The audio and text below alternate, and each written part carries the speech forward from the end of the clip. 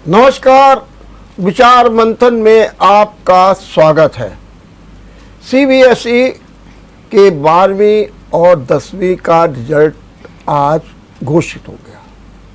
बहुप्रतीक्षित रहा, आज आएगा कल आएगा, छात्र छात्राएं भी उधेड़ बुन में रहे, लेकिन जब रिजल्ट आया तो उनमें एक नया उत्साह दिखाई दिया, एक उल्लास दिखाई दिया, एक उन्नत की बात ना दिखाई दी, नॉनवेज दिखाई दिया। और क्या दिखाई दिया?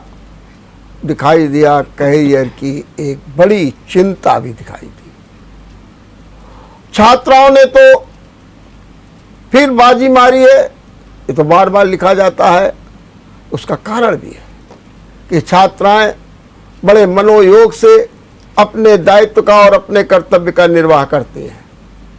हमारे छात्र भी करते हैं, मैं ये नहीं कह सकता, क्योंकि उन्होंने भी रिजल्ट अच्छा दिखाया है। लेकिन सच बात तो ये है कि उनके जरा माइंड में डाइवर्जन रहता है।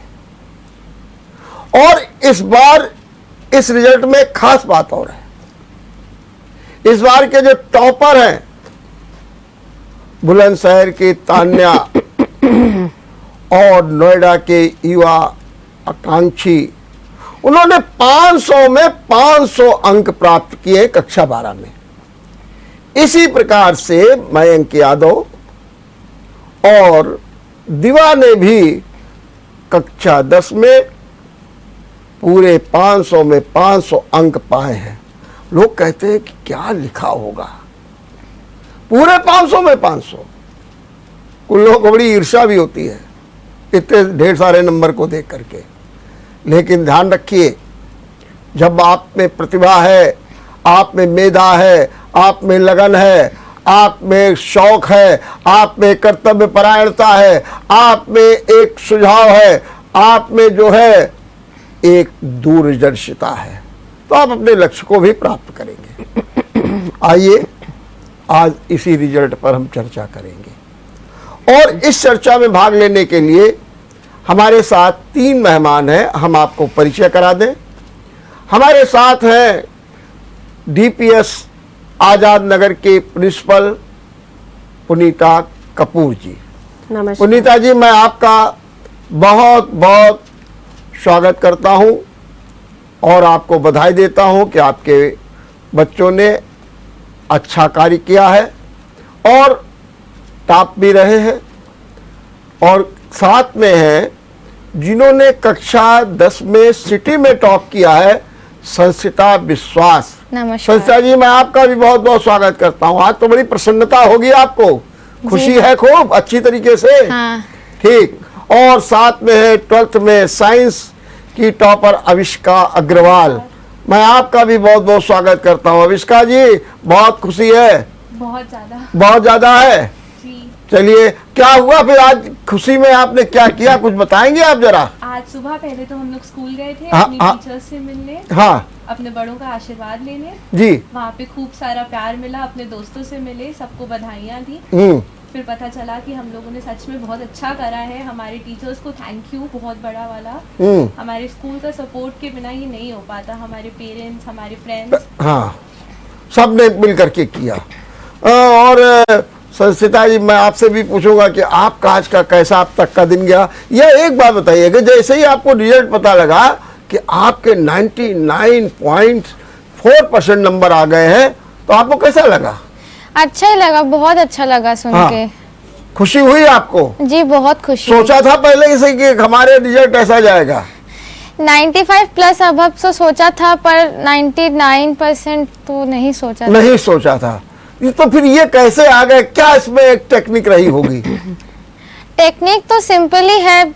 एनसीईआरटी को बिल्कुल कोर बुक मान के उसी की थ्योरी को ग्रैस्प किया, काफी सारे क्वेश्चंस प्रैक्टिस किए जी। सीबीएसई बेस्ड जितने सैंपल पेपर से उतना लगाया।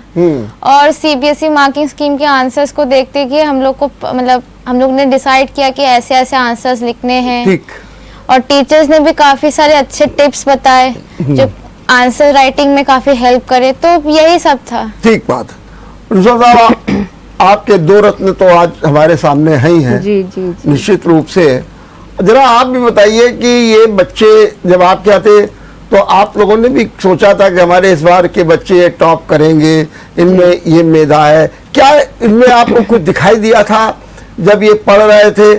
और फिर आपने भी कोई या आपके विद्यालय ने भी कोई इस दिशा में योगदान किया था? हाँ जी, जरूर जरूर, वो तो हमारा काम ही है जी कि हम बच्चों की एकेडमिक्स को जितना मैं इम्प्रूव आपके कर साथ तो सके। जैसे मुझे मालूम है कि इंटरमीडिएट में 29 बच्चे, 119 से ज्यादा बच्चे आपके हाई स्कूल में, बड़े संख्या में बच्चे हैं। उनमें रत्नों को खोजना, मोतियों को खोजना भी बड़ा मुश्किल काम होता है, और फिर उनको तराशना ये बड़ा काम, इसलिए मैं आपसे पूछ रहा हूँ। जी जी, देखिए सर, वो तो एक रूटीन वे में हम टेस्ट और एग्जाम्स लेते हैं जी, तो वैसे ही बच्चों की प्रतिभा सामने आ जाती है, और अदरवाइज ऑल्सो पता लग जाता है हर टीचर को क्लास में कि कौन से बच्चे बहुत ज्यादा लगन से पढ़ते हैं, वो रेगुलर भी होते हैं, उनका वर्क भी अपडेटेड होता है, और सबसे बड़ी बात वो क्वेरीज लेके आते हैं टीचर्स से, और उससे पता लगता है कि वो पढ़ रहे हैं, और वो उनको मिलके सबसे ज्यादा खुशी होती है। और अगर मैं इन दोनों बच्चों की ही बात करूं तो आज ही सुबह इनकी क्लास टीचर मुझे बता रही थी, अविष्का की, कि अविष्का तो जब भी थोड़ा फ्री होती थी तो हम लोग उसके क्लास के जो सब्जेक्ट टीचर्स और टीचर्स हैं जहाँ बैठे रहते थे तो वहां पर आके खड़ी रहती थी और किसी ना किसी से क्वेश्चंस ही पूछ रही होती थी। तो ये है, तो टीचर्स तो मतलब एक सतत प्रयास करते ही रहते हैं, बच्चों के साथ लगे ही रहते हैं, और उनको पहचान तो बहुत जल्दी हो जाती है। तो हम लोग बच्चों को कुछ ग्रुप्स में डिवाइड कर लेते हैं मेंटली, और हमें ये पता होता है कि अगर ये हमारा जो एक्सीलेंट ग्रुप है तो उसको हम सबसे ज्यादा डिफिकल्ट क्वेश्चंस और कुछ ज्यादा टिप्स देते रहते हैं, और जो हमारे थोड़े से एवरेज बच्चे होते हैं उनको हम इतनी कोशिश करते हैं कि वो अच्छे से अच्छा रिजल्ट ले आए। अगर बहुत डिफिकल्ट पार्ट्स नहीं अटेम्प्ट कर पाते तो भी मतलब बहुत अच्छा रिजल्ट वो ले आए। दो सवाल आपसे हम और पूछेंगे, बाकी तो चर्चा करते ही रहेंगे। एक तो सवाल ये, क्या आप कोई टारगेट बनाती है कि हमको इस बार इतने बच्चों को टॉप कराना है, और उस हिसाब से कोई प्लानिंग करती है, प्री प्लानिंग करती है, उसके हिसाब से कुछ चलता है? जी जरूर, वही जैसे मैंने बताया कि अगर हम आइडेंटिफाई तो कर ही लेते हैं। तो आपने इस बार कितने बच्चों के लिए सोचा था कि हम टॉप कराएंगे? कितने बच्चों का सिलेक्शन इस रूप में किया था? हाँ जी, हमने 50-50 बच्चे तो जरूर सेलेक्ट करते हैं जो कि एक्स्ट्रा ऑर्डिनरी रिजल्ट लाएंगे, है ना, ऐसे करते हैं, और उनको टारगेट करते हैं, उनको उनका ध्यान रखते हैं ज्यादा कि वो रेगुलर भी रहें और पढ़ते भी रहें। उनको कोई एक्स्ट्रा हेल्प चाहिए, मिलनी चाहिए तो वो भी मिलती है उनको टीचर्स से, और उनके लिए हम स्पेशल पेपर्स भी सेट करते हैं। और जैसे वो गैप आता है ना प्री बोर्ड और बोर्ड के बीच में, तो उन बच्चों को हम हमेशा कहते हैं कि आप आके टेस्ट लो, आप अपना, हमने आपको ये टारगेट दिया, इतने चैप्टर्स पढ़ के आइए, इस पे आप अपना लिखिए, आके टेस्ट लिखिए, तो उससे उनको और भी प्रैक्टिस मिलती है। तो इसी तरह से हम लोग बहुत सारे प्रयास करते रहते हैं बच्चों के लिए, स्ट्रैटेजीज बनाते रहते हैं कि अच्छे बच्चों को और निखारे, और जो हमारे एवरेज बच्चे हैं उनका भी रिजल्ट बहुत अच्छा हो। ठीक बात, बहुत इस तरह से हम लोग करते हैं। तो संस्था आप ने जो है 10th में टॉप किया, क्या सोचा है आगे के लिए? सही ईमानदारी कि अभी कुछ सोचा नहीं, अभी तो आगे क्या करना है, कैसे करना, कुछ सोचा है अभी तक? या आपके परिवार में कुछ जो होता रहा है, या आपके पिताजी जो प्रेरणा देते हैं, माताजी प्रेरणा देती हैं, तो कुछ सोचा है आपने क्या करना है आपको आगे? जी अवश्य सोच के रखा है, मैंने मेडिकल फील्ड में जाने का सोचा है, क्योंकि मुझे बचपन से इसका शौक है।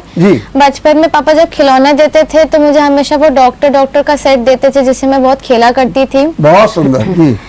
फिर मम्मी भी बहुत सपोर्टिव थी, मम्मी पापा दोनों ही बहुत सपोर्टिव थे, और मुझे भी लगा कि मैं भी डॉक्टर बन के पापा का सपना भी पूरा करना चाहती हूँ, अच्छा लगेगा उनको भी। ऊपर से मुझे काफी इंटरेस्ट है इस फील्ड में, काफी सारे सेलिब्रिटी डॉक्टर्स हैं, जैसे डॉक्टर तस्नीम जारा, जिनसे मैं बहुत प्रभावित होती हूँ, जो मुझे हमेशा वन और द अदर वे मुझे इंस्पायर करते रहते हैं कि एक अच्छा डॉक्टर बनना है, एक बहुत ही काबिल डॉक्टर बनना है, वैसे ही कुछ। मेरा एक सवाल ये कि जैसे आपको खिलौने लाके दे रहे थे, तो किस उम्र में आपको ये खिलौने डॉक्टर्स वाले लाके देते थे, और उन खिलौने में डॉक्टर साहब क्या कर रहे होते थे, कैसे आपको ये प्रेरणा मिली है, मैं जरा समझाना। क्या बहुत छोटी थी तभी से आपको ये खिलौने? बहुत छोटी थी, मतलब प्री प्राइमरी से मैं डॉक्टर सेट से काफी, मतलब मुझे अच्छा लगता था वो स्टेथोस्कोप से लेना। फिर मैं जब असली डॉक्टर्स को देखती थी कि जब वो व्हाइट कोट पहने और वो स्टेथोस्कोप लेके जब वो पेशेंट्स को ट्रीट करते थे, तो मुझे वो धीरे धीरे इंटरेस्ट जगाने। ये आपके पिताजी आपको डॉक्टर क्यों बनाना चाहते थे? अरे आपके पिताजी आपको इंजीनियर बनवाते, वैज्ञानिक बनाते, एक बढ़िया टीचर बनवा देते, डॉक्टर क्यों बनवाना चाहते थे? पापा बचपन से देखते आए थे कि मैं इस मेडिकल फील्ड में काफी ज्यादा इंक्लाइंड हूँ, तो मेरे इसी इंटरेस्ट को सपोर्ट देते हुए उन्होंने कहा कि तुम मेडिकल करो। ऊपर से मुझे भी कभी इंजीनियरिंग का कभी शौक नहीं था। कोई शौक नहीं है। और डॉक्टर में भी आप डॉक्टर की कौन सी भूमिका निभाना चाहती है? वहाँ बहुत से डॉक्टर होते हैं, नाक कान वाले भी होते हैं, बुखार वाले भी होते हैं, हड्डी वाले भी होते हैं, और जो लोग पागल हो जाते हैं उनके भी डॉक्टर होते हैं, न्यूरो के भी डॉक्टर होते हैं। आप किस प्रकार के डॉक्टर बनना चाहती हैं? अभी फिलहाल इतना कुछ सोचा नहीं है, पर स्टिल अगर आप कहें तो मैं गायनो की तरफ इंटरेस्टेड हूँ। बहुत अच्छी बात। और यही बात मैं अब इसका आपसे पूछ रहा हूँ, आपने काहे के लिए साइंस ले ली थी? अरे अगर आप बढ़िया से कॉमर्स लिए होती तो फिर आपका बहुत अच्छा करियर होता। आप अगर जो आर्ट साइड पे चली जाती, पीसीएस आईएएस की ओर जाती, ये साइंस क्यों ले लिया आपने? आपको कहाँ से ये प्रेरणा मिल गई कि आपको साइंस लेना चाहिए? एक्चुअली मेरे घर पे 2 डॉक्टर्स ऑलरेडी हैं, मेरे ताऊजी और ताई जी। जी। मैं हमेशा से उनको देखते आई थी। क्या नाम है उनका? Doctor Sanjay Agarwal and doctor Priya Agarwal. ठीक तो बात। मुझे हमेशा से बायो में इंटरेस्ट तो था ही, एंड जब मैंने पीसीबी पढ़ना शुरू करा तब मुझे एक और सब्जेक्ट के बारे में पता चला, साइकोलॉजी के बारे में। तो मेरा उसमें भी इंटरेस्ट बहुत ज़्यादा डेवलप हुआ। तब मुझे लगा कि ये फील्ड सच में बहुत अच्छी है, और क्योंकि मेरे पास एप्टीट्यूड भी है एंड इंटरेस्ट भी है, तो मैं इसमें अच्छा करियर बना सकती हूँ अपने। तो आप भी डॉक्टर बनना चाहती हैं? जी, साइकोलॉजिस्ट। डॉक्टर। ठीक है, बहुत अच्छी बात है। चलिए, हमारे यहाँ 2 ऐसे आज आए हैं जो भावी डॉक्टर हैं, और हमारी भी शुभकामनाएं हैं कि आप लोग। प्रिंसिपल साहब, ये जो दोनों बच्चे आपके यहाँ पढ़ रहे थे, तो आपने थोड़ा सा आविष्का के बारे में बताया कि ये क्वेरीज बहुत करती थी, ये बड़ी जिज्ञासु थी, और वो सवाल ले आते थे उनके लिए। ऐसी कोई विशेषता संस्था में भी थी जिन्होंने टॉप किया और बड़े अच्छे नंबर लाई? 99 जी। संस्था का भी वही है कि वो बहुत डिलिजेंट थी, इसकी टीचर्स इसको रिकग्नाइज करती है, बहुत मेहनती है ना, बहुत मेहनत करती थी। और I think she was a very regular student, and like she was also doing up her work on time, हमेशा समय पे काम करना और टाइमली अपने क्वेश्चंस क्लियर करना और अच्छे मार्क्स लाने की कोशिश करना। तो लाइक उसको बहुत रिकग्निशन इनिशियली ही मिल गया था, मतलब टीचर्स ने उसको एक जूअल की तरह रिकग्नाइज कर लिया था। तो they were always ready, teachers are always ready to help every child. अभी जब कोविड हुआ तो बच्चों का आना जाना बंद कर दिया, अभी भी लगता है कि बहुत कम अटेंडेंस रहती है। ऐसी स्थिति में कैसे आप पढ़ाई करा रही है? कैसे इन बच्चों को आप कह रही है कि हम लोग रेगुलर रहते हैं? क्योंकि अब मेरी जानकारी के अनुसार कि अब तो बहुत कम बच्चे आते हैं। अच्छा, अब एक और ट्रेंड शुरू हो गया, पता नहीं आप हमारी बात को सही मानेंगे। अब एक ट्रेंड ये भी हो कि कोचिंग में बच्चे जाने लगे हैं, वो अपने करियर के लिए स्कूल नहीं जाते हैं। जिसको इंजीनियर बनना है वो कोचिंग में जा रहा है, क्योंकि इंटर के बाद उसको इंटरेस्ट देना है। ये एक प्रॉब्लम है, तो ऐसे भी कैसे टैकल होता है? हाँ, देखिए, जब कोविड था तब तो वी वर ऑल ऑनलाइन, हम सब ऑनलाइन पढ़ा रहे थे, और ऑनलाइन पढ़ाने में टीचर्स को बहुत ज्यादा मेहनत लगती थी, और उसमें भी हम अटेंडेंस पे बहुत चेक रखते थे। उसमें भी लाइक पेरेंट्स को कॉल करते थे अगर बच्चा अटेंड नहीं कर रहा था। उसमें भी ऑनलाइन सबमिशन ऑफ वर्क भी होता था।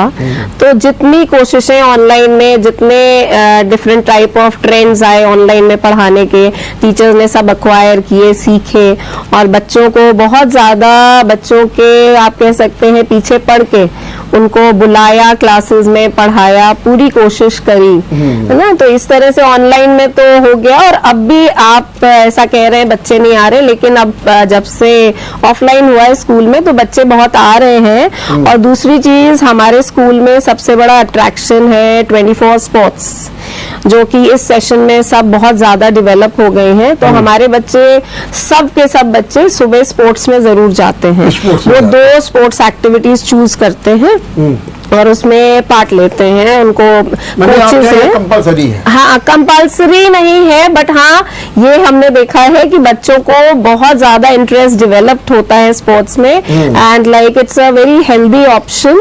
तो सब बच्चे जाते हैं। तो एक स्पोर्ट्स बहुत बड़ा अट्रैक्शन है कि स्कूल जाएंगे तो फ्रेश मॉर्निंग एयर में पहले खेलेंगे, उसके बाद पढ़ेंगे। तो like that has brought back the children to our school specially. And besides that हमारे स्कूल में बहुत सारी और भी एक्टिविटीज हैं, like we are working on Vedic maths, abacus, and we are about to start coding. मुझे ये भी बताइए कि एक न्यू एजुकेशन पॉलिसी आ रही है। हाँ जी, उसके अंदर अभी आपने देखा होगा कि 2 टर्म, एक में जो है बिल्कुल बहुकल्प जो है प्रश्न होते हैं, दूसरे में डिस्ट्रक्टिव बने नरेशन, ये सब होता है। तो इससे क्या आपको लगा, क्या बच्चों पर क्या असर दिखाई दे रहा है? आप लोग किस तरीके से उसको मान रहे हैं?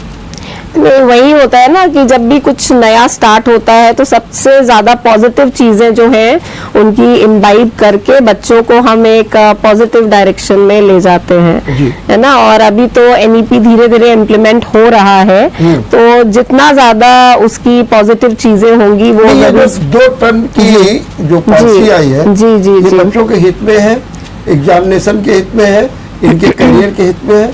क्यों नहीं, क्यों नहीं, क्योंकि ये होता है कि अब एक टर्म है आपका, उसी में आपको फाइनल एग्जाम्स देने हैं, सब देना है, तो obviously you are under more pressure because there is more syllabus, right. But when you divide the term, so your syllabus is divided, so the pressure becomes less, so like it is easy on the mind, तो like it is fruitful. I mean everything has its pros and cons, है ना। तो ये है कि pressure ease out हो जाता है, तो जो बच्चे बहुत ज्यादा प्रेशर नहीं लेने के आदी होते हैं उनके लिए इजी हो जाता है। लेकिन आगे जो स्टडीज हैं, जो एडवांस स्टडीज हैं, they are always very typical, very difficult. तो अगर हम एक टर्म भी रखते हैं तो हमारे बच्चों को प्रेशर लेने की आदत होती है, और शायद इंडिया में लाइक इतने ज्यादा चर्न आउट करते हैं हम स्टूडियस बच्चे जो अब्रॉड जाके भी नाम करते हैं, तो I think that is a result of pressure, like we work best under pressure, so like there is nothing bad about that also, but like हम लोग adjust हो जाते हैं whatever situation is there। जी, जनाब संस्था, थोड़ा सा आप अपनी जरा रूटीन बताइए, क्योंकि बच्चे हमसे जानना चाहते हैं कि क्या करती हैं आप। सवेरे उठती हैं, फिर उसके बाद स्कूल की तैयारी करती हैं, पढ़ती हैं, फिर स्कूल में, फिर स्कूल से आकर के फिर खेलती हैं, फिर टीवी देखती हैं, या फिर और कोई मनोरंजन का कोई साधन करती हैं, फिर रात को देर रात तक पढ़ती हैं। क्या चलता है जरा थोड़ा सा, और इस पढ़ने का तरीका क्या आपने कोई टाइम टेबल बना रखा है कि हमको अभी ये पढ़ना है, अभी ये पढ़ना है, या जो आपके कठिन सब्जेक्ट है उनको पहले आप पढ़ती हैं, ज़्यादा पढ़ती हैं, सरल वालों को कम पढ़ती हैं? नहीं, ऐसा नहीं है कि जो सब्जेक्ट कठिन है उस पर ही सबसे ज्यादा फोकस देना चाहिए, सरल सब्जेक्ट्स पर भी देना चाहिए। Every subject has its equal weightage. तो ऐसा ही सुबह उठ के स्कूल तो जाना पड़ता था, तो पढ़ाई सुबह तो होती नहीं थी। सुबह तो फिर पढ़ाई हो नहीं पाती थी घर में? नहीं, सुबह उतना हो नहीं पाता था, पर स्कूल जाने से पहले जो गैप रहता था उसमें मैं कोशिश कर लेती थी कि कुछ अगर कोई इजी टॉपिक्स है उनका अगर मैं उसका थोड़ा सा क्विक रिवीजन कर लूँ तो मेरा थोड़ा हेल्प हो जाएगा। स्कूल जाती थी, स्कूल में सब टीचर्स लोग अपना पढ़ाते थे, फिर कुछ प्रैक्टिस क्वेश्चंस दे देते थे, या कुछ क्विजेस हल्के फुल्के क्विजेस हो जाते थे, तो वहीं से भी थोड़ा सा हो जाता था। फिर स्कूल से घर आना पड़ता था, और तब कोचिंग भी जाना पड़ता था, फिर वहां से आके रेस्ट लेना पड़ता था, क्योंकि ब्रेक्स लेना भी तो इम्पोर्टेंट है। कंटिन्यूअस अगर एट अ स्ट्रेच पढ़ेंगे तो ब्रेक में क्या करती थी आप? ब्रेक में कुछ नहीं, घर में यूं ही टहलती थी। हाँ, या पापा। टीवी में नहीं देखती थी क्या? नहीं, टीवी देखती थी, क्योंकि टीवी में क्या देखती थी आप? मतलब पिक्चर देखती थी, खबरें देखती थी, क्या आप करती हैं? मैं टीवी में जनरली नेट जियो देखती थी। Net geography, national geography. हाँ, समझ गया। तो आप उसको देखती थी। हाँ। तो फिर ब्रेक में आपने वो क्या, फिर पढ़ाई? हाँ, फिर मैं पढ़ने लग जाती थी, और देर रात तो पढ़ना ही पड़ता था क्योंकि इतना टाइम चला जाता था। तो ये आप कै बजे से पढ़ाई शुरू करती थी और कै बजे तक पढ़ती थी? ये डिपेंड करता है। जनरली मैं 8 पे शुरू करती थी और कोशिश करती थी कि 12:30 तक फिनिश हो जाए मेरा। 4 घंटे पढ़ते थे। मतलब हम ये मान कर चले कि आपकी जो घर में पढ़ाई है वो 4:30 से 5 घंटे तक। 4:30 से 5 घंटे। 5 घंटे। अलग अलग कमरा होगा, उसी में बैठ के पढ़ती होंगी? नहीं, ऐसा नहीं था कि मैं एक ही कमरे में बिल्कुल बंद रह के पढ़ती थी। ठीक बात है, क्योंकि अगर एट अ स्ट्रेच पढ़ो तो बोर लगने लगा, बोरिंग हो जाता, बोरिंग होती है। तो अपना काम करती 4:30 पर। अगर कोई विद्यार्थी इतना पढ़े तो फिर आपके तरीके से टॉपर तो हो ही सकता है। हाँ, बन सकता है, क्यों नहीं बन सकता। लेकिन उसके अलावा और कुछ करना चाहिए, क्या करना चाहिए? हमेशा स्टडीज पे एनग्रोज होना is not the option. All work and no play makes Jack a dull boy, ये हम लोग सभी जानते हैं। तो थोड़ा सा को-करिकुलर एक्टिविटीज में भी पार्ट लेना चाहिए। अगर आप कोई पर्टिकुलर स्पोर्ट नहीं है या अगर आप आर्ट और डांसिंग कितने पैशनेट नहीं है तो आप घर से बाहर निकल कर छत पे या कहीं स्ट्रीट पे आप हल्के वॉक्स के लिए जा ही सकते हैं, क्योंकि walking is the best option to relieve out stress. ठीक बात, बहुत अच्छी बात है। अगर यही बात मैं आपसे पूछूं थोड़े से शब्दों में, आपका क्या टाइम टेबल रहा एक विद्यार्थी को टॉपर बनने के लिए? क्या करना चाहिए, कैसी पढ़ाई करनी चाहिए, क्या क्या पढ़ाई के साथ में एक्स्ट्रा करिकुलर एक्टिविटीज के साथ में भाग लेना चाहिए, क्या करना चाहिए? और आप कितनी देर पढ़ती थी जरा ये भी तो हम ये आज आपको बुला के इसलिए बुलाए हैं कि हमारे जो बहुत से लोग देख रहे हैं तो वो ये जानना चाहते थे आप कैसे पढ़ती है, वैसे ही हम भी पढ़े तो भाई टॉप हो जाए, इसलिए मैं आपने को दिन में 6-7 घंटा तो कम से कम हो जाता था जिस दिन स्कूल जाना होता था। और जिस दिन स्कूल नहीं जाना है उस दिन 8 से 10 घंटे पढ़ाई ज़रूरी है क्लास 11-12 के स्टूडेंट्स के लिए जी। बट उसके अलावा जैसे स्कूल में संस्थिता ने कहा कि जब स्कूल जा रहे हैं तो टीचर्स हमें एक्स्ट्रा नोट्स भी प्रोवाइड कर रहे हैं, गाइडेंस दे रहे हैं। उसके अलावा जो टेस्ट वगैरह हो रहे हैं हमारे, सिर्फ उन टेस्ट को दे के घर आके कोई फ़ायदा नहीं होता था। उसके अलावा भी अगर कुछ गलत हुआ है टेस्ट में तो मैम से उस बारे में भी बात करना जाके कि क्या गलत हुआ, उसको कैसे सही किया जा सकता है, ये भी बहुत इम्पोर्टेंट है। एंड उसके अलावा like Sanskrita said all work and no play makes Jack a dull guy. That's also true because curricular activities and extra curricular दोनों बहुत इम्पोर्टेंट है। उसमें आपकी रुचि किसमें है? मुझे एक्चुअली साइकिलिंग करना बहुत पसंद है। साइकिलिंग? जी। जैसे 2 साल पैंडेमिक रहा तो मैं कोशिश करती थी कि पूरे दिन घर पे ना बैठ के अपनी सोसाइटी में जाके थोड़ी देर साइकिलिंग कर लूँ या वॉक ही कर लूँ। कहाँ है आपकी सोसाइटी? जी, खलासी लाइन में। खलासी लाइन में? जी। अच्छा, वहाँ पर जा करके आप साइकिलिंग कर लेती हैं जी, उससे आपको लाभ मिलता है। और एक व्यक्ति को इस तरीके से पढ़ाई के साथ में इस तरीके से एक्स्ट्रा करिकुलर एक्टिविटीज में करना चाहिए, ठीक बात है। जरा तो एक चीज हम और समझना चाहते हैं कि आपके सामने तो बहुत प्रकार के बच्चे होते हैं। जी जी जी जी, थोड़ा सा हमको रुचि है, हम भी चूंकि शिक्षा में रहे हैं जी। जैसे 119 बच्चे हैं जी जी जी जी, तो जो ये टॉपर्स होते हैं जी जी, इनकी क्या बॉडी लैंग्वेज या कुछ बिल्कुल अलग टाइप की होती है? हम इस पर आपसे जवाब लेंगे लेकिन एक छोटे से ब्रेक के बाद। जी जी, ब्रेक के बाद आपका एक बार फिर स्वागत है। हम ब्रेक पे जाने से पहले जो साहब से पूछ रहे थे कि जो बच्चे होते हैं होनहार, मेधावी, टॉपर, इनकी बॉडी लैंग्वेज, इनका व्यवहार, इनकी रुचि क्या उन तमाम बच्चों से भिन्न होती है? और क्या दूर से पता लग जाता है कि हाँ भाई ये बच्चे जो है इनमें प्रतिभा है, इनमें लगन है और इनसे कुछ ना कुछ प्राप्त किया जा सकता है? जी प्रिंसिपल, आप बताइए तो आपका इस बारे में क्या कहना है? देखिए, वैसे तो हर बच्चा बहुत यूनिक होता है और बहुत स्पेशल है हर बच्चा टीचर्स के लिए, लेकिन हाँ अपने आप से ये जो बच्चे होते हैं टॉपर्स, इनकी बॉडी लैंग्वेज जैसे आपने कहा उसमें थोड़ा सा डिफरेंस ज़रूर होता है कि बहुत एक्टिव होते हैं, फोकस्ड होते हैं और लाइक बहुत सिंसियर होते हैं ये बच्चे। तो they do appear a little different, but at the same time there are many of these toppers who are full of fun and frolic also। बहुत मस्ती भी करते हैं वो बच्चे और खेल कूद में भी बहुत आगे रहते हैं। तो ऐसा नहीं है, लेकिन हाँ कुछ तो डिफरेंस पता लगता है, दूर से ही पता लग जाता है कि हाँ ये फोकस्ड है, ये डेडिकेटेड है, उनकी हैंडराइटिंग जनरली बहुत अच्छी होगी। हाँ, ये आपने हैंडराइटिंग बहुत अच्छी होगी और मतलब अपना काम वो बड़े सिंसियरिटी से कर रहे होंगे, डायग्राम्स बड़े अच्छे बनाएंगे, मतलब हर चीज में उनको ये होता है कि हमें सब हमें सब कुछ सबसे अच्छा करना है, we have to prove ourselves.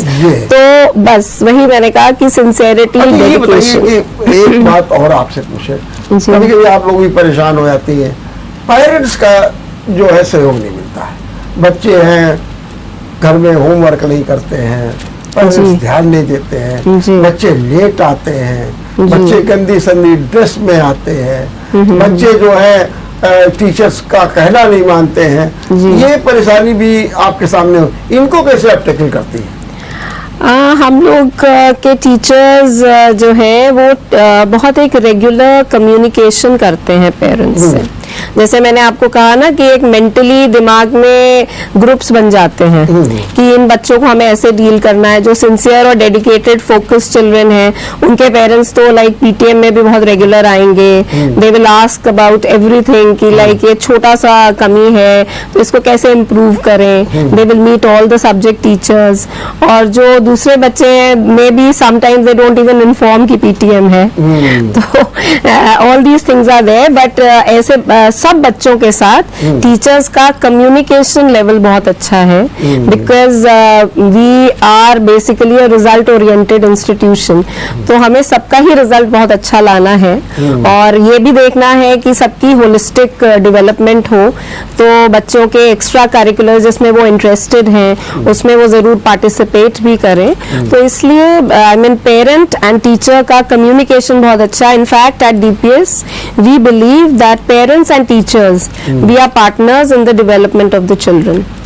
That is, कुछ पेरेंट्स होंगे जो आपको कोऑपरेट नहीं करते हो। जी, हम लोग लेकिन पीछा नहीं छोड़ते, यू कैन से हम लोग परस्यू करना नहीं छोड़ते हैं। अच्छा, एक लाइन में और बता दीजिए कि आपने भी कहा हम स्पोर्ट्स पर ध्यान देते हैं, पढ़ाई पर ध्यान देते हैं, जी कुछ जनरल नॉलेज पर भी कोई ध्यान देने की बात? जी बिल्कुल बिल्कुल, हमारा जीके क्लब है और जो बच्चे जीके में बहुत इंटरेस्टेड होते हैं उनको हम बहुत पॉलिश और मोटिवेट करते हैं। जीके तो पढ़ाया ही जाता है, एज अ सब्जेक्ट तो पढ़ाया ही जाता है, करंट अफेयर्स पढ़ाए जाते हैं, बच्चे उनको लिखते हैं और ये करंट अफेयर्स और जीके के प्रोजेक्ट्स भी दिए जाते हैं बहुत ज्यादा। और कुछ बच्चों को जिनको बहुत इंटरेस्ट होता है जीके में वो भी आइडेंटिफाई अपने आप ही हो जाते हैं, बिकॉज कॉम्पिटिशन्स बहुत होते हैं, इंट्रा क्लास होते हैं, इंटर स्कूल होते हैं, तो उनके लिए भी बच्चों को हम ट्रेन करते हैं। हमारे टीचर्स हैं वो आइडेंटिफाइड हैं कि वो जीके के लिए बच्चों को ट्रेन करते हैं कि आपको लाइक किन टॉपिक्स पे कहाँ से पढ़ना है और ये सब है, रिसर्च करनी है, तो वी कीप डूइंग दैट। तो that's what I am saying कि no facet we leave unturned, no stone is left unturned. बच्चों को हम जितना ज्यादा उनकी कंप्लीट पर्सनालिटी डेवलपमेंट के लिए दे सकते हैं वो हम देते हैं, अपनी पूरी कोशिश करते हैं। आपने सुना संस्कृता की प्रिंसिपल साहब बता रहे हैं हम जीके भी कराते हैं, हम स्पोर्ट्स भी कराते हैं, पढ़ाई भी कराते हैं, पेरेंट्स का कॉपरेशन भी लेकर के चलते हैं। आप हमको जरा सही से बताइए कि आपकी किस में रुचि रहती है, जीके में भी रहती है या फिर सिर्फ पढ़ाई होनी चाहिए, इसके अलावा किसी में रुचि नहीं रहती? जी, पढ़ाई तो है अपनी जगह पर, थोड़ा बहुत जनरल नॉलेज भी होना चाहिए, because we can't cut off ourselves from the world. तो इस समय की जनरल नॉलेज के बारे में आप कुछ बता पाएंगे हमको? अभी जनरल नॉलेज में इतना ही बता पाऊंगी कि अभी कुछ ऐसे माइक्रोब्स डिस्कवर हुए हैं जो बायोडिग्रेडेबल प्लास्टिक्स बना सके, फिर कुछ ऐसे फिर मोबाइल के हार्मफुल इफेक्ट्स पे काफी डिस्कस होते हैं, इतने मैं बता सकती हूँ। कुछ प्लास्टिक के बारे में भी बता सकती हैं? प्लास्टिक जैसे भी प्लास्टिक जैसे बैन हुआ कानपुर मार्केट, वेरी गुड ये बैन हुआ है, तो लोग इसे and the most good thing about is लोग फॉलो भी करने लगे हैं, लोग बैग्स आने लगे हैं, शॉपकीपर्स भी प्लास्टिक बैग्स को पेपर बैग्स के साथ रिप्लेस। बहुत अच्छी बात, पेपर बैग हो गए, कपड़े के बैग लोग लेकर के चलने लगे। संस्था यही सवाल आपसे भी है, कॉलेज में ये सारी एक्टिविटीज चलती हैं, जीके भी चलता है। देखिए अभी संस्था ने जीके की बात भी की और ये भी कहा कि किस आपकी किस क्षेत्र में रुचि रहती है कि आप जीके के प्रति उतना नहीं कि, या आप इतना बिजी रहती है कि सब कामों में नहीं ध्यान दे पाती? कोर्स भर पूरा पढ़ लिया जाता है? कोर्स पे फोकस रहता है, बट उसके अलावा अपने फ्री टाइम पे मुझे थोड़ा हिस्टोरिकल फैक्ट्स पढ़ने में मज़ा आती है। एंड उसके अलावा आजकल कोरियन ड्रामास वगैरह का ट्रेंड बहुत चला है, ताकि हम लोगों को नए कल्चर्स के बारे में पता चल रहा है बेसिकली। तो मुझे वो वैसे उस मीडिया के थ्रू भी इन सब चीज़ों के बारे में पता करने में अच्छा लगता है। तो ऐसा क्या चीज़ अभी नया बदलाव आपको दिखाई दिया जो आपको इम्प्रेस कर गया हो, आपको एडमायर कर गया हो? सबसे बड़ी बात तो मुझे यही लगी कि यूके में अब एक इंडियन प्राइम मिनिस्टर आ गए हैं। वेरी गुड, आ गए जब आने वाले हैं, प्रयास कर रहे हैं। जी क्या नाम है उनका? नाम मुझे इस समय याद नहीं। चलिए कोई बात नहीं, ऋषि सुनक, बिल्कुल आपने सही कहा। इनका भारत से क्या संबंध है? कुछ अभी पढ़ा नहीं ज्यादा नहीं, बहुत ज्यादा। लेकिन ये एक अच्छी बात है कि आपको ये मालूम है कि ब्रिटेन में भारतवर्षी प्रधानमंत्री के लिए दौड़ में है और वो अंतिम चरण में भी है। बहुत अच्छी बात आपने कही। अच्छा ये बताइए संस्था, आपसे एक और बात हम पूछेंगे, ईमानदारी बताइएगा। सबसे हम जब लोगों से पूछते हैं कि ये सब आप पढ़ रहे हैं तो आपका इसमें किसको आप क्रेडिट देते हैं? बहुत से लोग कहते हैं हम माता पिता को भी देते हैं, स्कूल को भी दे लेते हैं। ऐसा कभी कभी लगता है जैसे किसी को नाराजा नहीं करना चाहते हैं। नहीं, ऐसा नहीं है कि क्रेडिट एक नहीं, इस सफलता के लिए क्रेडिट एक जन को ही देना वो सही नहीं है। क्यों? अगर मान लीजिए भगवान है, अगर वो हमको प्रेरणा दे रहे हैं, हमको दे रहे हैं, तो एक को क्रेडिट देने में क्या दिक्कत है? क्यों सबको दे? बताइए जरा, हमको समझाइए। बहुत अच्छी। क्योंकि एक की थिंकिंग तो सिर्फ एक पर्सन है, बाकी सारे पर्सन्स भी एक ना एक तरीके से इन्फ्लुएंस करते ही करते हैं। लोग तरह तरह के लोग, जैसे उदाहरण से बताइए कि आपको किसने किसने इन्फ्लुएंस किया, बताइए। जैसे यूके में एक डॉक्टर है, डॉक्टर तस्नीम जारा, उन्होंने मुझे सिखाया कि उन्होंने मुझे मेडिकल फील्ड की इतनी वास्ट ब्यूटी बताई कि इतना ग्लोरियस फील्ड है ये। उन्होंने बताया कि एक पेशेंट एक अच्छा डॉक्टर बनने के लिए आपको किस तरीके की स्पीकिंग स्किल्स होनी चाहिए, आपको उसे समझना कैसे चाहिए। फिर जैसे मम्मी ने भी काफी ज्यादा इन्फ्लुएंस किया, उन्होंने मेरे लिटरेचर साइड काफी इन्फ्लुएंस किया। आज जो मैं इतने बुक्स पढ़ने की मुझे आदत है वो सिर्फ मेरी मम्मी की वजह से ही है। पापा ने मुझे डिसिप्लिन सिखाया। क्या, किस तरीके का डिसिप्लिन? डिसिप्लिन ये सिखाया कि रोज पढ़ो, कंसिस्टेंट रहो। फिर अब जो तुम्हारा डेली रूटीन है उसे एक पल भी ना खिसको, डोंट डाइवर्ट फ्रॉम दैट। अगर सोशल मीडिया यूज भी कर रहे हो तो do it in a very balanced way, ताकि चलिए बताया, बहुत अच्छी बात। डिसिप्लिन, जीवन में अगर डिसिप्लिन नहीं तो कुछ नहीं। और क्या, कहाँ से आपको इंस्पायर आप हुए? और कहाँ से टीचर्स ने भी काफी सारे इंस्पायर किया कि कोई एक उदाहरण दीजिए। बहुत अच्छी बात आप बोल रही है, बहुत अच्छा बोली आप। क्या इंस्पायर किया आपको? टीचर्स ने इंस्पायर किया कि भले जितना प्रेशर हो हर काम को परफेक्टली करने की कोशिश करो। Very good. ये और यही भी कहा कि भले वो सवाल भले कठिन हो, उससे तब तक जूझो जब तक उसे सच में समझना है। क्योंकि कभी कभी कुछ ऐसे क्वेश्चंस आते हैं जो पहली टर्न में नहीं होते, पर दूसरी बार अगर देखो तो हो जाते। तो टीचर इसमें भी हम लोग को परसिस्ट करने के लिए कहते हैं कि आप परसिवियर रहिए और एक उस क्वेश्चन से तब तक जूझिए जब तक आपसे वो सच में नहीं होगा। जूझते रहिए, बहुत अच्छा वर्ड कहा आपने। जब तक जूझते रहिए जब तक उसका हल न निकला है। बहुत अच्छी, निश्चित रूप से आपकी सफलता का संबंध बहुत अच्छा है। अब यही सवाल मैं अब इसका आपसे पूछ रहा हूँ, क्या आपको किसी ने बहुत ऐसा इंस्पायर किया कि आप तेजी के साथ आगे बढ़ रही हैं? या जैसे इन्होंने पिताजी का भी जिक्र किया, इन्होंने जो है टीचर्स का भी जिक्र किया, आप भी जरा ऐसे ही उदाहरण देते हुए जरा बताइए हमको। टीचर्स, पेरेंट्स और फैमिली मेंबर्स तो थे ही। उसके अलावा भी अगर मुझे एक आइडल अपना बताना हो तो मेरे एक बहुत फेवरेट ऑथर हैं देवदत्त पटनायक जी। उनकी वजह से आज मैं रीडिंग भी कर रही हूँ और प्लस मेरा जो साइकोलॉजी में इंटरेस्ट डेवलप हुआ है उसका भी बहुत ज़्यादा मैं उन्हीं को एट्रीब्यूट करना चाहूँगी। बिकॉज उन्होंने अपनी बुक्स के थ्रू मुझे एक ऐसी दुनिया दिखाई जो शायद मुझे ऐसे नहीं पता चलती। बिकॉज कभी कभी सोसाइटी हमें इतना उस तरह का लेवल तक इंफॉर्मेशन नहीं प्रोवाइड कर सकती जो बुक्स दे सकती हैं।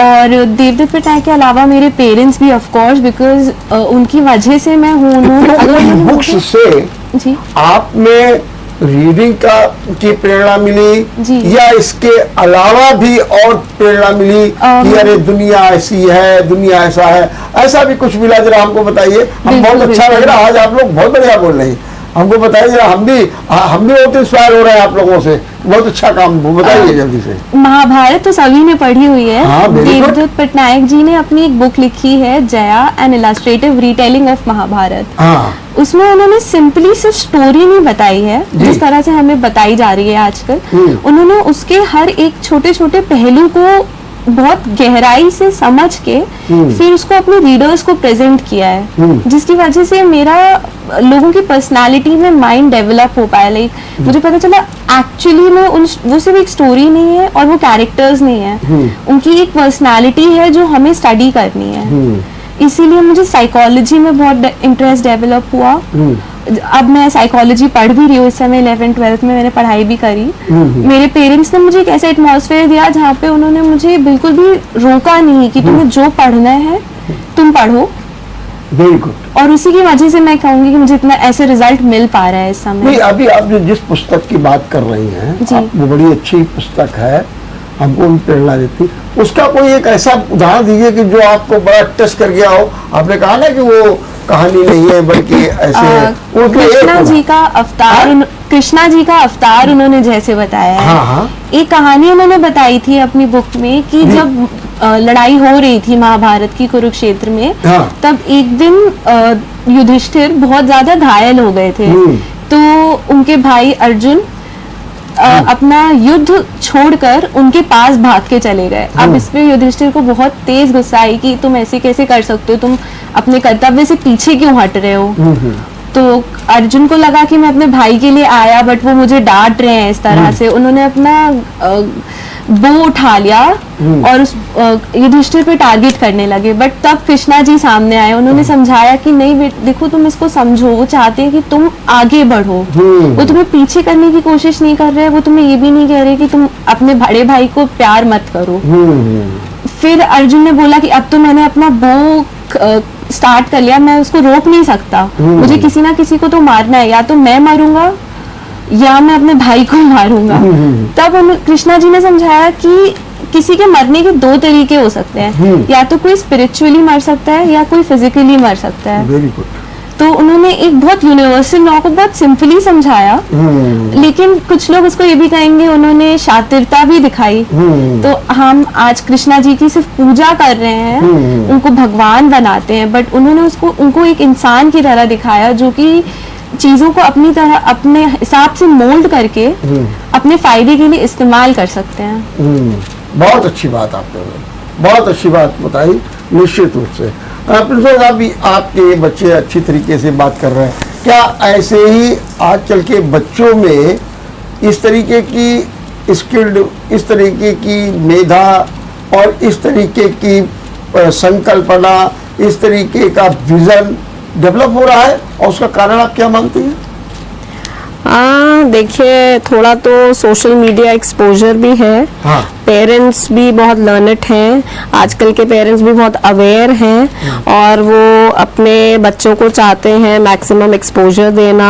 स्कूल एज अ स्कूल हमें भी पता है कि what are the demands of the time, तो हम भी उनको फुलफिल करने की पूरी कोशिश करते हैं। लाइक अभी मैं बार बार वही बोल रही थी कि हर बच्चा यूनिक है, हर बच्चे का टैलेंट सबसे ज्यादा स्कूल में डिस्कवर हो सकता है। लाइक हम लोग का एक एक्चुअली मिशन है कि हम टैलेंट को ढूंढते हैं, उसको पॉलिश करते हैं और उसको एक प्लेटफॉर्म देते हैं कि जो बच्चा डांस में इंटरेस्टेड है उसको हम डांस की तरफ मोड़ते हैं, जो बुक्स में इंटरेस्टेड है उसको बुक्स की तरफ मोड़ते हैं, उसको मतलब हम पोएम लिखना भी सिखाने की कोशिश करते हैं, स्टोरी लिखवाना की कोशिश करते हैं, कॉम्पिटिशन्स में भेजते हैं बच्चों को। तो लाइक जो उनकी प्रतिभा है वो जितनी प्रखर हो सके हम उसको करने की कोशिश करते हैं कि मतलब world is not not going to be full of doctors or engineers. We want our children to go into multifaceted fields, and our children have already gone. मतलब आज तक जो हमारा इतने सालों का हिस्ट्री है स्कूल की, उसमें हमारे बच्चे इतना अच्छा कर रहे हैं. They are all settled, many of them are settled abroad, many are engineers, कोई डिजाइनर्स हैं हमारे बच्चे, कोई आर्टिस्ट हैं, कोई इवेंट मैनेजमेंट कर रहे हैं, कोई होटल मैनेजमेंट कर रहे हैं. They are all doing very well in their fields. एक सवाल आप बताइए हमको. अभी आपने जिक्र किया सोशल मीडिया का, बहुत अच्छी बात आपने कही. Social media, TV and mobile, तीन चीजें क्या इफेक्ट डाल रही है छात्राओं पर? देखिए, नेगेटिव इफेक्ट हो सकता है और पॉजिटिव भी इफेक्ट हो सकता है. जैसे अब बच्चे क्या ज्यादा इफेक्ट कौन सा पड़ रहा है? देखिए, अगर वो अनकंट्रोल्ड है, हाँ, इसमें पेरेंट्स की बहुत भूमिका है. Like during the Covid times बच्चे ऑब्वियसली पढ़ रहे थे because they were studying online, तो उनके हाथ में अपना अपना फोन आ गया, तो उनका सोशल मीडिया एक्सपोजर ज्यादा हो गया. तो उसके लिए parents have to be very very careful, and most of the parents are, कि अब इतना उसकी जरूरत नहीं है मोबाइल की, तो उसको रिस्ट्रिक्ट किया जाए. स्कूल में अब हम अलाउ भी नहीं करते मोबाइल, लेकिन तब भी चुपचाप ले आते होंगे. हाँ जी, उसके लिए रोज सुबह चेकिंग होती है. चेकिंग होती है. हाँ, और उनके मोबाइल 8-10 मोबाइल तो मिल ही जाते हैं. नहीं, उसके लिए अलग अलग उनके पेरेंट्स की हम एप्लीकेशंस लेते हैं. जी. कि अगर बच्चे का मोबाइल आ रहा है तो आप एप्लीकेशन दीजिए. Like some children are may be going to attend a coaching after school, so उनकी सेफ्टी के लिए, उनके बारे में पता रखने के लिए पेरेंट्स अलाउ करते हैं. लेकिन उसके लिए हमारे पास एप्लीकेशन होनी चाहिए फाइल में, और वो सुबह सबमिट होता है. जब बच्चा घर जाता है तभी उसको दिया जाता है. But that is only for the senior students, है ना. तो सोशल मीडिया का usage has to be restricted by the parents, and like in school तो it is totally restricted. अब जैसे पॉजिटिव एस्पेक्ट सोशल मीडिया का ये है कि अब जैसे लाइक रिसर्च है, तो like everything is available on Google. ठीक है, तो बच्चा कुछ पढ़ रहा है, जैसे आपने अभी जीके का जिक्र किया, तो गूगल ही करेगा बच्चा, तभी उसको नॉलेज मिलेगा. लेकिन वो बच्चा तो मोबाइल में मार धाड़, एक्सीडेंट, हाँ जी, वो खुरापात, ये सब बहुत कर देखता है, और उसी में उसका सारा दिमाग लगा रहता है. हाँ, आंखें भी कमजोर हो रही हैं. तो वही है ना, जैसे you have to recognise the child, कि which child is going to go into something destructive, और कौन बिल्कुल कंस्ट्रक्टिव साइड में जाएगा.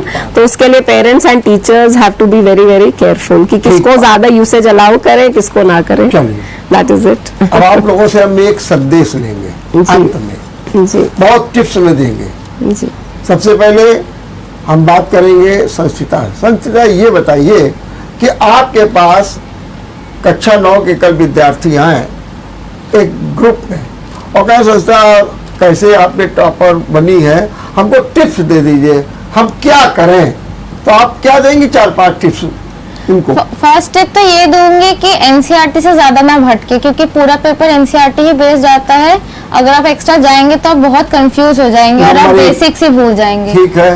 सेकंड टिप ये देगी कि जितना थ्योरी पढ़ना जरूरी है, उतना ही ज्यादा प्रैक्टिस करना भी जरूरी है. प्रैक्टिस के बिना पढ़ाई टोटल जीरो. प्रैक्टिस जितना करें, का मतलब लिख कर देखना, लिख के लिखिए. आप ऑब्जेक्टिव प्रॉब्लम सॉल्व करिए, आप सब्जेक्टिव सॉल्व करिए, सबसे कठिन सॉल्व करिए, सबसे सरल सॉल्व करिए, फिर सबको सॉल्व करिए. और टाइम का विशेष ध्यान रखिए, क्योंकि बोर्ड नियमित समय के लिए होता है, इसलिए आपको भी बिल्कुल कम समय में काफी अच्छा कंक्रीट आंसर आपको लिखना बहुत ही जरूरी है. इसलिए लिख के प्रैक्टिस करने की आदत विथ टाइमर जरूरी है. थर्ड है कि अगर ऐसे चांसेस आए कि प्री टेस्ट में अच्छे नंबर नहीं आए या कुछ खराब हो गया, तो उसके लिए बिल्कुल भी डिसहार्टेड ना फील करें, क्योंकि कभी कभी अप्स एंड डाउन तो चलते ही रहते हैं. और जो क्वेश्चन पेपर हम लोग को स्कूल से मिलते हैं, जब हम लोग टेस्ट के बाद जब हम लोग घर आते हैं, तो जो क्वेश्चन हम लोग से डाउटफुल थे, उनको जरूर आप टीचर को मैसेज कीजिए, या आप नेक्स्ट डे जाके आप उनसे सलाह लीजिए, जैसे आविष्का दीदी ने कहा था. फिर आप और कंसिस्टेंसी जरूर बनाए. Very good. अब यही बात आविष्का आपसे पूछेंगे, अगर आपके पास आपके साथी आ जाएं और कहें आविष्का ये बताइए हमको भी डॉक्टर बनना है, आप हमको कोई मंत्र दे दीजिए, तो क्या कोई मंत्र आप देंगे उनको? क्या कहेंगे आप उनसे? सबसे पहले तो मैं 11th-12th के स्टूडेंट्स को यही कहूँगी कि अपना सेल्फ एस्टीम कभी मत खोने देना, बिकॉज इन 2 साल की जर्नी में बहुत टाइम्स ऐसे आते हैं जब आपको लगता है कि नहीं बस हमसे नहीं हो रहा है, लेकिन क्योंकि अब ये फ्यूचर की बात है एंड करियर की बात है, तो सबसे पहले अपना मन बनाओ कि हमें ये करना ही है। अगर आप एक बार इसमें कॉन्फिडेंट हो जाएंगे तो फिर आप अपने आप ही रास्ता ढूंढने लगेंगे। जब भी आप लो फील करते हैं, आप अपने बड़ों से बात करिए, उनके पास बहुत ज़्यादा एक्सपीरियंस है, वो हर छोटी से छोटी प्रॉब्लम का आपको सोल्यूशन दे सकते हैं। और अपने फ्रेंड्स को भी अपने साथ रखिए, बट उनके साथ अगर वो आपको बिगाड़ने की कोशिश कर रहे हैं तो बिगड़िए मत। फ्रेंड्स की भूमिका बहुत होती है, बहुत ज्यादा है, क्योंकि अगर आप पढ़ाई कर रहे हैं अपने फ्रेंड्स को भी पढ़ाइए, अपने फोकस रखिए किसी भी चीज पे जिस पे भी है। और उसके अलावा एग्जाम्स के टाइम पे एनसीईआरटी सबसे ज़्यादा ज़रूरी है सीबीएसई के स्टूडेंट्स के लिए। एंड जितना ज़्यादा प्रैक्टिस करेंगे, क्वेश्चन सॉल्व करेंगे, सैम्पल पेपर्स लगाएंगे, उतनी ज़्यादा ही हेल्प मिलेगी और इम्प्रूव करेंगे आप। ठीक बात है। अब प्रिंसिपल साहब आपसे भी सवाल ये, पहला सवाल तो ये कि आपकी अब क्या, बहुत ही संक्षेप में, कि अब आगे क्या आपके स्कूल की प्लानिंग है, आप आगे अब क्या करेंगी, क्योंकि आज तो आपका हौसला बहुत बढ़ गया है, नंबर 1। और नंबर 2, आप क्या टिप्स देंगी? मैं चाहूँगा गार्जियंस को अगर आप कहें तो बहुत अच्छा रहेगा। गार्जियंस के लिए आपके क्या टिप्स है और आपके अपने विद्यालय के लिए अब अगले साल का क्या प्लानिंग है आपकी? देखिए, गार्जियन से तो एक मतलब मेरी विनम्र प्रार्थना है कि अपने बच्चों को रेगुलरली स्कूल जरूर भेजें, है ना। और अगर बच्चे कोई आपको लग रहा है कि कोई कहानी सुना रहे हैं कि पढ़ाई नहीं हो रही, तो प्लीज टीचर से कम्युनिकेशन अपना बहुत स्ट्रांग रखिए, उनकी बात ना सुने, है ना, और उनको स्कूल रेगुलरली भेजें। प्लस अपना उनके पीटीएम जरूर अटेंड करें, उनकी समय समय पर बुक्स खोलें, देखें वो क्या पढ़ रहे हैं, क्या लिख रहे हैं, टीचर्स ने क्या रिमार्क्स दिए हैं, उनका काम पूरा होता है कि नहीं होता है। और अगर उनको लगता है कि कहीं लैकिंग है तो once again please talk to your partners, that is the teachers, and if you are facing any problems, please come to the school. Teachers are available for you. In fact, teachers जब से online शुरू हुआ है तब से तो like teachers are readily available 24 hours, so 24/7 teachers available. तो आप पेरेंट्स एंड टीचर्स का कम्युनिकेशन अच्छा रहे। और स्कूल में तो हम पूरे प्रयास कर रहे हैं कि जितना ज़्यादा बच्चों को हम पॉलिश कर सके, जितनी ज़्यादा बच्चों के साथ मेहनत कर सकें। और सबसे ज़्यादा स्टूडेंट्स से तो ये गुजारिश है कि अपने गुरुओं को बहुत ज़्यादा रिस्पेक्ट करें, उनकी बात को सर आँखों पे रखें, तभी उनका उत्थान हो सकता है। दिस इज वेरी वेरी आप क्या से अब टॉपर्स तो ज्यादा ही लाएंगे कि ज्यादा से ज्यादा टॉपर्स लाने की कोशिश करेंगे और बढ़िया स्ट्रैटेजीज बनवाएंगे उनको पढ़ाने के लिए जी, और बढ़िया स्ट्रैटेजीज बनवाएंगे कि उनको और अच्छे मार्क्स आ सके। तो ये तो एक कंटिन्यूअस हमारा जी। चलिए, बहुत बहुत धन्यवाद, बहुत बहुत धन्यवाद प्रिंसिपल साहब, आपको बहुत बहुत धन्यवाद। धन्यवाद और धन्यवाद, थैंक यू सो मच आपको भी और अभिष्का जी आपको भी, सबको बहुत बहुत धन्यवाद।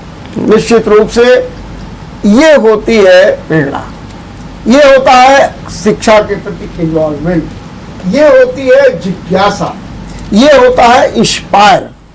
और जब व्यक्ति इस रास्ते से जाता है, भटकाव नहीं होता है, सार्थकता की ओर बढ़ती है, तो निश्चित रूप से उसके जीवन में एक न केवल नया आलोक आता है, बल्कि वो अपने लक्ष्य की ओर भी तेजी के साथ बढ़ता है और लक्ष्य को प्राप्त भी करता है।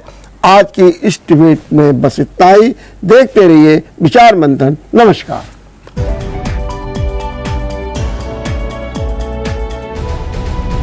अगर आपको हमारा वीडियो पसंद आया हो तो हमें लाइक करें, सब्सक्राइब करें और ज्यादा से ज्यादा शेयर करें। और हाँ, बेल आइकॉन दबाना ना भूलें ताकि हर खबर का अपडेट आप तक पहुंचे तुरंत।